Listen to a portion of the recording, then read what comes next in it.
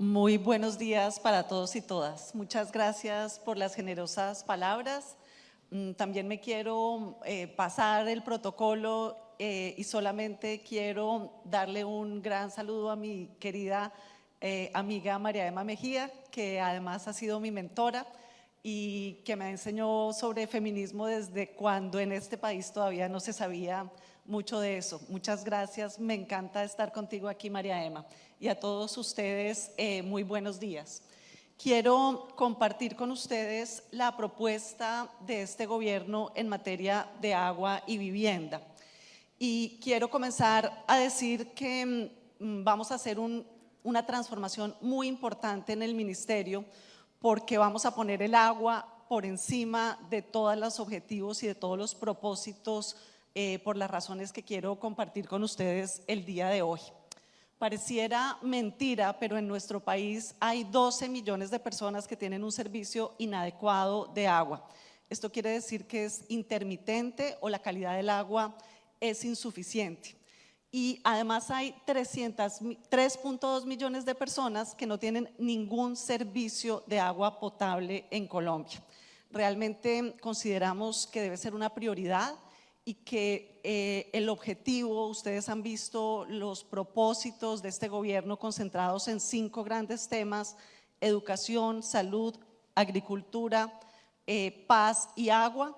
Tiene el objetivo de avanzar de manera significativa en este sentido.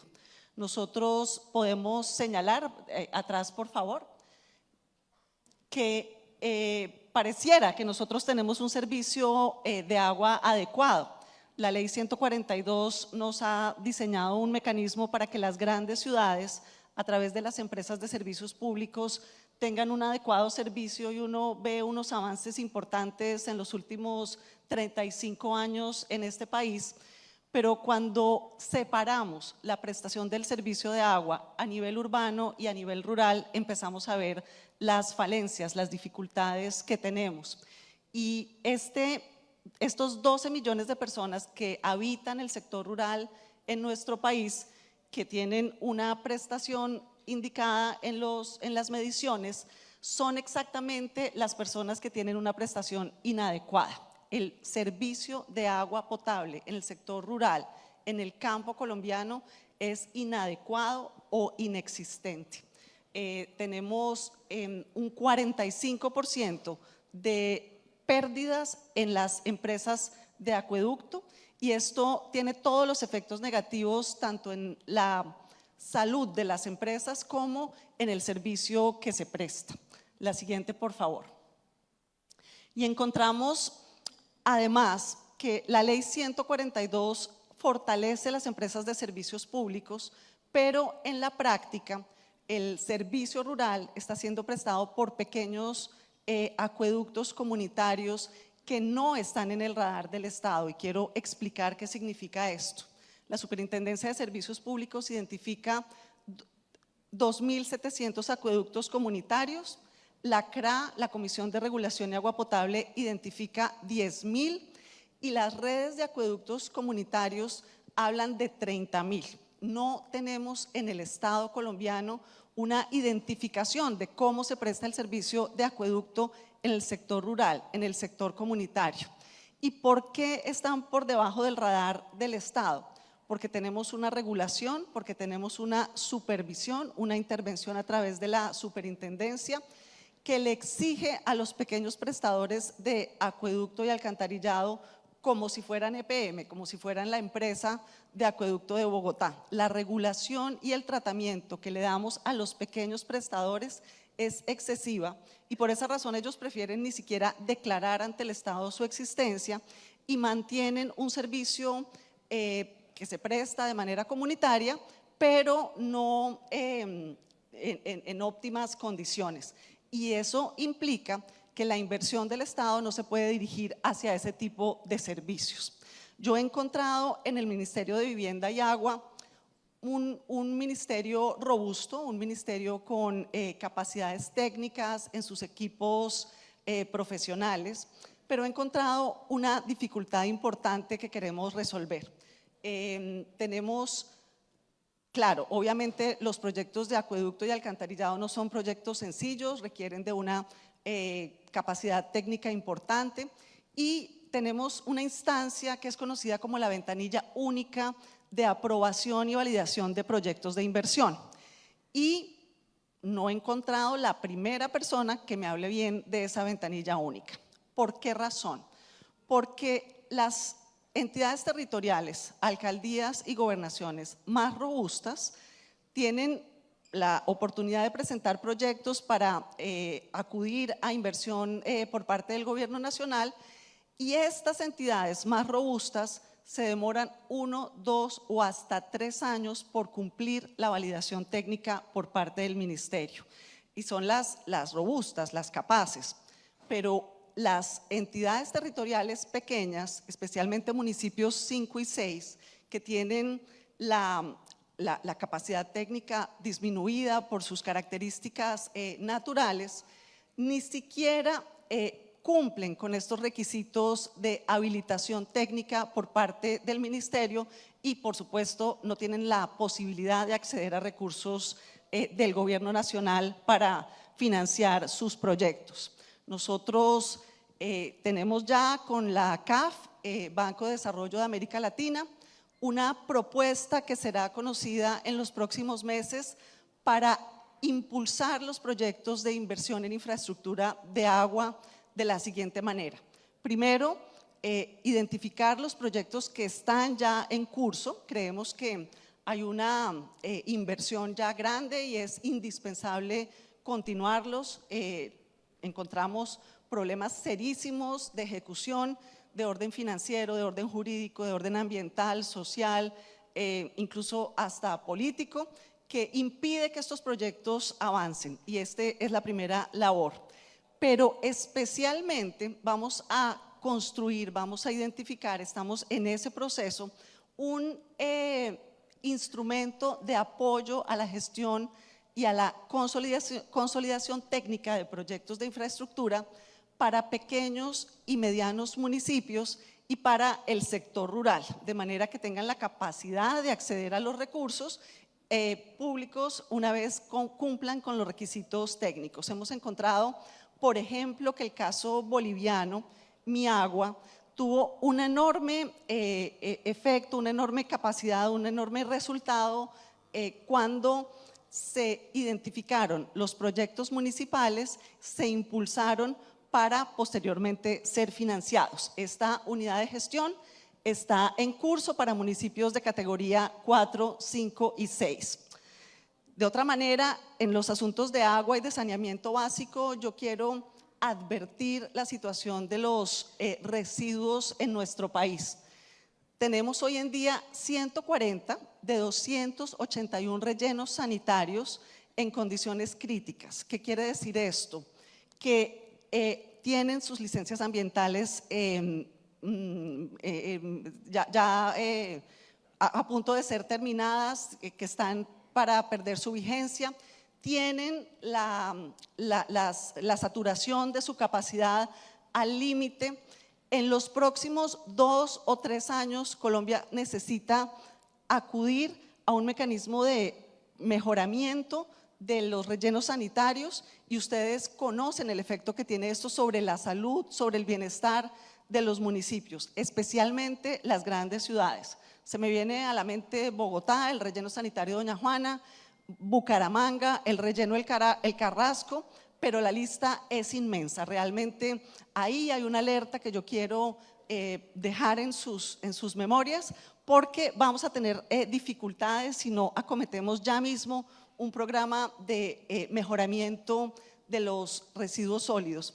Y desafortunadamente no hemos tenido la capacidad en nuestro país de garantizar lo que la Corte Constitucional en su sentencia de protección a los recicladores, Adriana, recuerdo que tú estuviste ahí muy involucrada, de mejorar el bienestar de los recicladores de oficio, y mucho menos de avanzar hacia basura cero, economía circular o a eliminar el enterramiento de basuras.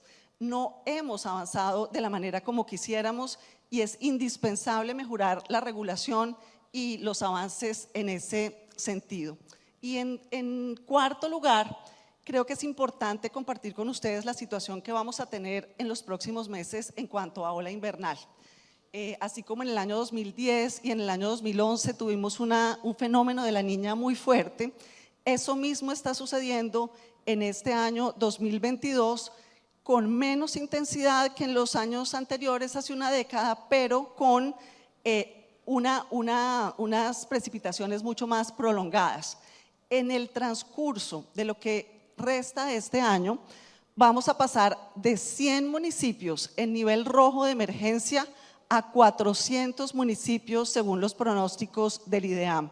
Ya estamos viendo que en Sucre, en Córdoba, en la zona de La Mojana, anoche aquí en Cartagena llovió toda la noche, hace 15 días que estuve yo aquí, llovió en una noche lo que no había llovido en un mes, y podemos ver nosotros hoy los problemas de alcantarillado que tiene la ciudad, pero en otras zonas del país realmente la situación es mucho más seria.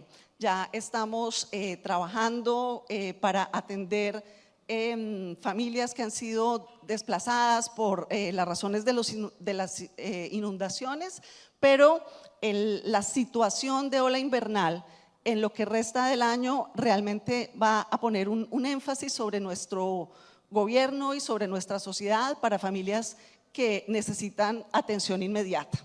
Por esa razón, por supuesto, quiero compartir con ustedes la prioridad del Ministerio en materia de agua. Queremos hacer inversiones importantes. Esperamos hacer una inversión de 1 billón el año entrante, pero para poner al día la infraestructura en materia de agua y saneamiento básico en este país se necesitan 50 billones. Hicimos un aumento en este gobierno. La propuesta que existía de presupuesto 2023 era de 300.000 millones, triplicamos los recursos, pero 50 billones al ritmo de 1 billón al año, pues nos estaría extendiendo un asunto básico en 50 años adelante, y eso realmente es inaceptable. No podemos pensar que sigamos en el atraso. Quienes conocen La Guajira, y es uno de los emblemas de las necesidades del servicio básico de acueducto de alcantarillado, saben que las personas en La Guajira ni siquiera tienen 20 litros diarios de agua para su consumo, que es la imposición que la Corte Constitucional le hace al Estado colombiano, y todavía no hemos sido capaces de cumplirlo. La Comisión Interamericana de Derechos Humanos nos exige cumplir con estos objetivos y encontramos avances muy tímidos y el incumplimiento de esa obligación. Así que realmente pues, es indispensable dirigir los recursos del Estado y de la sociedad toda hacia garantizar el derecho humano al agua. Y ahora quiero entonces hablar de lo que sé que les interesa a ustedes, que es el tema de vivienda. Nosotros tenemos en Colombia, y tengo que decir, un sistema robusto tanto de la industria de la construcción como de la política pública de vivienda social. Yo he trabajado durante décadas en esto y creo que hay una evolución interesante en los enfoques, en las maneras como se ha aproximado el Estado colombiano a la vivienda social. Uno puede, digamos, identificar como 3 momentos de este siglo en materia de política de vivienda. Un momento de la primera década, los grandes macroproyectos de vivienda que se desarrollaron en el país, 1.800 hectáreas, casi 100.000 viviendas, y aunque han avanzado a un ritmo no tan rápido como quisiéramos, uno identifica como algunas dificultades. Especialmente la mayor dificultad es la segregación socioespacial. Grandes proyectos de vivienda que se hacen a las afueras de las ciudades y una necesidad de inversión pública de vías, de equipamientos, de articulación con la sociedad. Las personas que viven en los macroproyectos no necesariamente tienen acceso a empleo y a ser parte del derecho a la ciudad. Ese, digamos, es como un momento de la política de vivienda social de este siglo. La segunda etapa, que son las viviendas gratuitas, avanzó en disminuir la escala y acercarlo más a las dinámicas urbanas.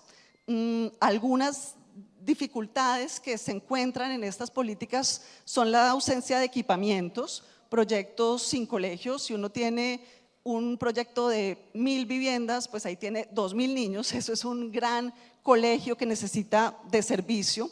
Y lo mismo espacio público, lo mismo equipamientos de salud, lo mismo equipamientos culturales, y ahí encontramos como esa dificultad. Y encontramos el tercer momento de la política de vivienda social de este siglo, que es el programa de Mi Casa Ya. Creo que Mi Casa Ya resolvió muchos de los inconvenientes que se venían acumulando y consideramos que es un programa robusto, bien diseñado. ¿Por qué?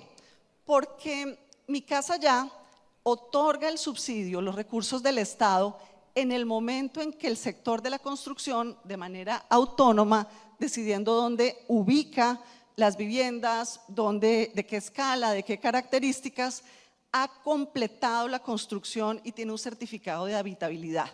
Y por el lado de la oferta, solamente se entregan los recursos públicos cuando hay una vivienda completa, lista para entregar. Y por el lado de la demanda de las familias completan el ahorro, el crédito, y es en ese momento que se otorga el subsidio. Realmente muy bien concebido el programa porque junta oferta y demanda, la vivienda completa y el cierre financiero.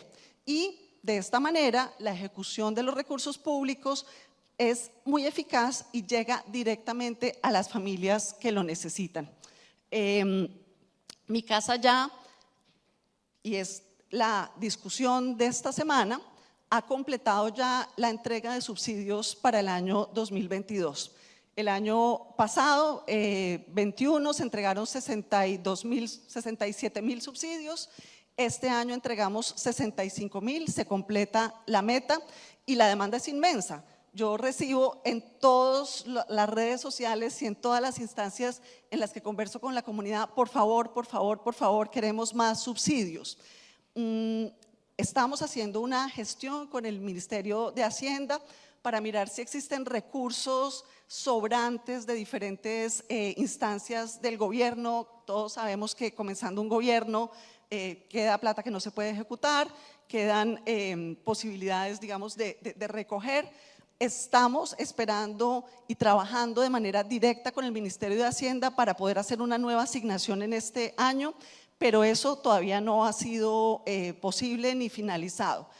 El mensaje que le hemos dado a la ciudadanía es: se han completado los subsidios del año 2022 y asignaremos nuevos subsidios en el año 23. Yo veo aquí algunos queridos congresistas y ellos saben que toda la plata que entre para vivienda será bien gastada.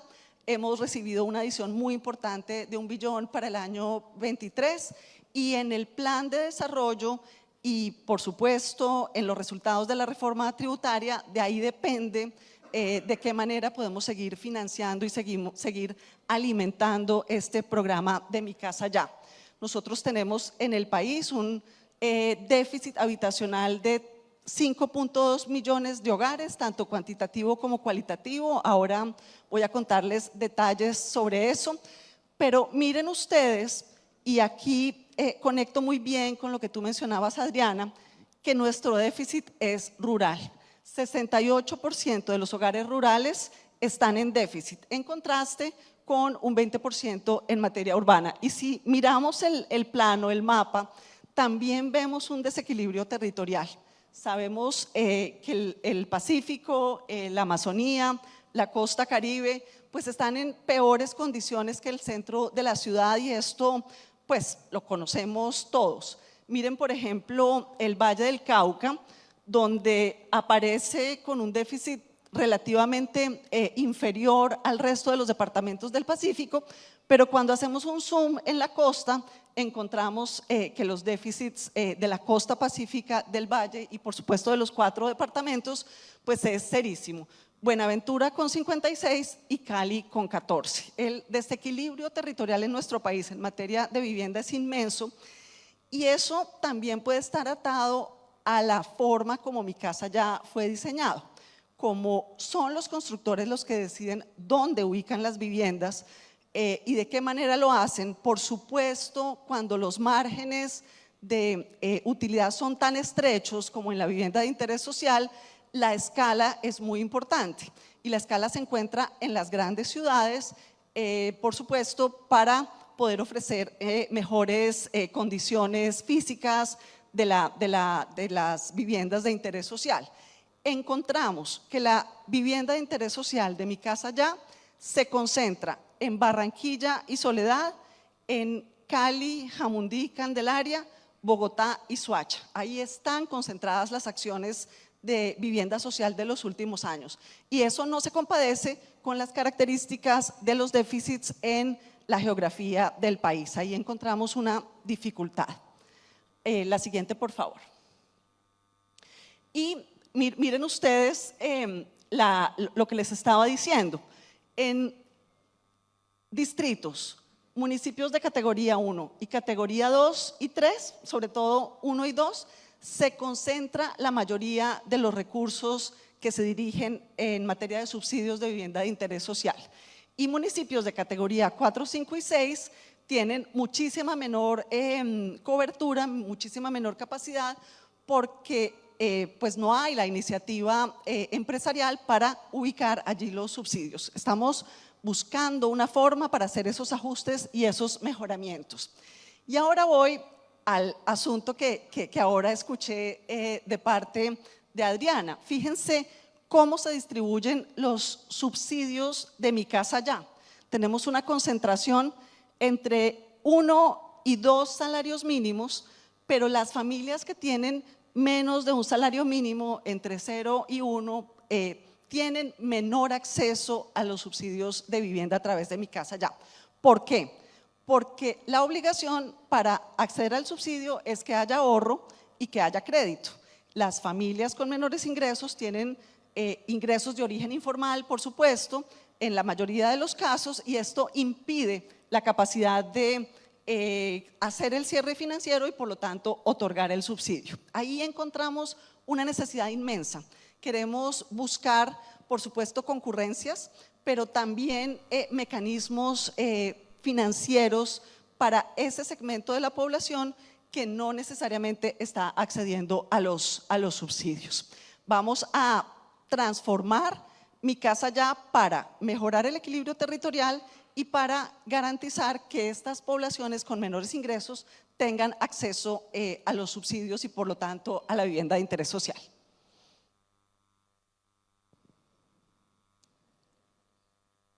Nosotros creemos que las cajas de compensación familiar son nuestros mejores aliados para la vivienda social y quiero repetir eso. Consideramos que las cajas de compensación familiar son nuestros mejores aliados para la política de vivienda social en este gobierno, especialmente por la concurrencia.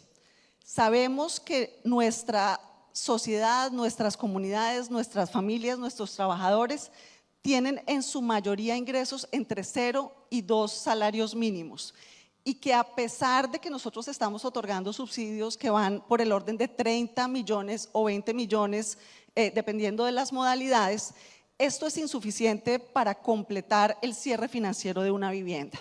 Si podemos juntar esfuerzos de concurrencia, del aporte de las cajas, con el aporte del Estado, con el aporte de los alcaldes y gobernadores que muchas veces ofrecen el suelo, el lote para la construcción. Estamos incluso pensando con el aporte de regalías. Los gobernadores, los alcaldes de Amazonía, de Orinoquía, nos señalan las dificultades, los niveles de pobreza de sus comunidades y nos piden que incluyamos en el plan de desarrollo la oportunidad de hacer concurrencia con regalías. De esa manera, juntando esfuerzos, trabajando con aportes de todas las instancias, podemos garantizar el cierre financiero y la oferta de vivienda. Por ejemplo, los subsidios a la tasa de interés que se habían venido dando por razones de emergencia nos han generado un dilema y una discusión al interior del gobierno. ¿Los mantenemos, no los mantenemos? Si están bien focalizados, son del orden de 500.000 millones de pesos al año y es una discusión que estamos todavía dando si es la mejor manera de orientar los recursos. pero sabemos que la única manera de dirigir vivienda social a las familias con menores ingresos es a través de la concurrencia. Y yo quiero agradecerles a ustedes porque el esfuerzo de las cajas ha sido inmenso. Miren la distribución territorial concentrado en algunas zonas que yo sé que son las zonas más fuertes de ustedes, y miren el avance en la asignación de subsidios concurrentes. Estamos hablando de 53,000 familias que en los últimos 4 años pudieron hacer el cierre financiero gracias a la concurrencia entre los aportes del Estado y los aportes de las cajas de compensación familiar. Queremos continuar con esa labor, queremos encontrar diferentes maneras de hacerlo. Yo sé que hay modalidades en las que podemos trabajar, que no necesariamente son las que el gremio constructor quiere impulsar, como por ejemplo la compra de vivienda usada, que es una alternativa para un buen número de familias, como por ejemplo los mejoramientos de vivienda en viviendas de origen informal, donde pues las familias tienen ya su vivienda, su casa, quieren hacer una ampliación, quieren mejorar el baño, la cocina. Sabemos el enorme impacto que el mejoramiento de baños y cocinas y de acometidas de acueducto y alcantarillado tiene sobre la salud pública. Entendemos la correlación entre disponibilidad de agua y desnutrición y salud pública, y creemos que la primera tarea en materia de mejoramiento debe ir dirigida a conexiones de acueducto y alcantarillado, baños y cocinas. Las familias necesitan eso. Y hago un paréntesis, también nos interesa mucho llevarle agua a los colegios en todo el país. Los colegios en Colombia no tienen baterías sanitarias, no tienen agua para las cocinas, para hacer la comida caliente, y por esa razón tenemos todas las dificultades en el PAE. Esa es otra línea que estamos trabajando con el ministro de Educación y queremos hacer ahí una alianza en el trabajo. La siguiente, por favor. La siguiente línea, la segunda línea que queremos compartir con ustedes, y ya lo mencionábamos en el diagnóstico, está relacionada con la vivienda rural. Cuando yo llegué al empalme en el Ministerio de Vivienda, me anunciaron que el logro del gobierno pasado había sido 61 viviendas rurales. Yo no sabía si reírme o llorar, porque un número de 61 pues realmente es absurdo que un gobierno tenga esas cifras. Por supuesto, después encontramos que habían comenzado ya a construir 10.200 viviendas adicionales, pero parecía que no era la prioridad, no tenían en su mente, en su política pública, atender el sector rural. Y como lo mencionaba anteriormente, 12 millones de personas que viven en el sector rural no tienen agua, y son las personas más empobrecidas y son las personas que presionan el crecimiento de las ciudades. No tengo yo que explicar todo lo que esto significa. Para este gobierno es importantísimo la vivienda rural. Han oído ustedes a la ministra Cecilia de Agricultura, han oído ustedes al presidente sobre toda la reforma sobre la propiedad de la tierra y sobre la transformación productiva del campo, y a través de la vivienda rural debemos apoyar eso. La ley nos exige que por lo menos el 20% de la inversión en vivienda social se haga en el sector rural, y eso no se está cumpliendo. Queremos el año entrante cumplir el 20% y aumentar de manera progresiva durante los próximos 4 años para hacer un énfasis, un volcamiento hacia la vivienda rural. Pero lo que sabemos es que no es tan fácil construir vivienda rural por la dispersión, porque las grandes empresas, pues por supuesto, no encuentran la escala, no encuentran las posibilidades de construir este tipo de viviendas, y estamos haciendo diseños y buscando alianzas y buscando nuevas maneras de gestionar la vivienda rural, promocionando organizaciones populares de vivienda, alianzas comunitarias. Eso tiene unas dificultades técnicas y de operación y de gestión inmensas, porque una cosa es una constructora haciendo 10.000 viviendas y otra cosa son 1.000 pequeñas organizaciones populares haciendo 10 viviendas cada una en todo el territorio nacional. Sabemos la necesidad de poner mucho cuidado en el diseño y en la operación de ese programa. Es un reto inmenso que tenemos. Por supuesto, impulsando la participación de las mujeres en esta actividad, avanzando pues en los temas operativos y reglamentando diferentes instrumentos que nos permitan facilitar, solucionar los problemas que encontramos para esta operación. La siguiente, por favor. Otra línea de trabajo está concentrada en la realidad de nuestras ciudades. Colombia tiene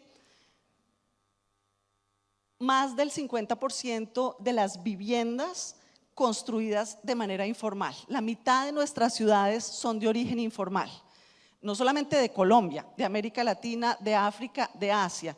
El mundo en desarrollo se construyó de manera informal y parecería absurdo pensar que vamos a olvidarnos de esa media Colombia o derrumbar esa media Colombia y formalizarla, construirla de nuevo. Esa es la realidad física, territorial y social que tenemos. ¿Cómo avanzamos en la política de vivienda social para esa otra media Colombia que a veces se nos olvida cuando estamos construyendo viviendas nuevas en las grandes ciudades? Tenemos retos de legalización de barrios, tenemos retos de titulación, de reforzamiento estructural, de mejoramiento de licencias de reconocimiento. Realmente es una dinámica diferente, una dinámica nueva. Necesitamos dirigir los recursos y ha sido una decisión del señor presidente dirigir los dineros que en este momento se están ejecutando a través de prosperidad social para mejoramiento de vivienda, para que sean incorporados a la política de vivienda social del Ministerio de Vivienda, para que tengamos una articulación un poco más integral con la política completa. De esta forma, estamos uniendo presupuestos, estrategias, políticas. Queremos promover la asignación de subsidios para mejoramiento de vivienda y yo sé que hay interés de las cajas de compensación familiar de dar subsidios y créditos para mejoramiento. Un mejoramiento vale entre 8 y 10 millones de pesos y realmente tiene un impacto sobre la calidad de vida de las familias importantes y esto nos puede ayudar a resolver los problemas de déficit cualitativo tan importantes que tenemos. Queremos también pensar en integrar las acciones en vivienda y agua, porque cuando nosotros le damos a un asentamiento de origen informal las redes locales de acueducto y alcantarillado, las acometidas a las viviendas de acueducto y alcantarillado, el mejoramiento en baños y cocinas y alguna labor de mejoramiento de pisos, de techos, de ampliación, estamos juntando vivienda y agua en el concepto de hábitat, que es el que realmente nos gusta cuando pensamos en el Ministerio de Vivienda, Ciudad y Territorio. Y es hacia allá donde estamos dirigiendo nuestros esfuerzos. Con casi 4 millones de hogares en déficit cualitativo, nuevamente 2 millones en lo urbano, 2 millones en lo rural, pero acuérdense la proporción entre población urbana y rurales. Tenemos que hacer un énfasis en la vivienda rural. La siguiente, por favor. Y el último aspecto que queremos compartir con ustedes es la vivienda diferencial. Yo no tengo duda que el siglo XX terminó hace 22 años, pero parece que se nos olvida. La homogenización no tiene cabida en nuestra sociedad.